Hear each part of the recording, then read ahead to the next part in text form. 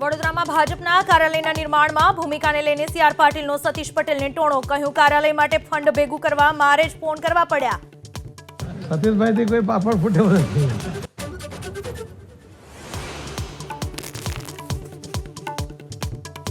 કાળઝાળ ગરમીમાં શેકાવા ગુજરાતના લોકો રહે તૈયાર. 3 દિવસ બાદ રાજ્યમાં મહત્તમ તાપમાનમાં 2 થી 3 ડિગ્રીનો થશે વધારો.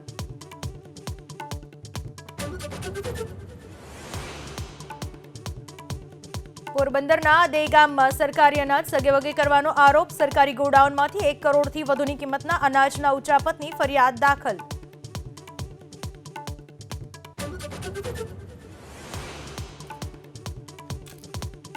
કાલે થઈ શકે છે 2 કેન્દ્રીય ચૂંટણી કમિશનરની નિયુક્તિ. પ્રધાનમંત્રી મોદીની અધ્યક્ષતાવાળી કમિટીની કાલે મળશે બેઠક.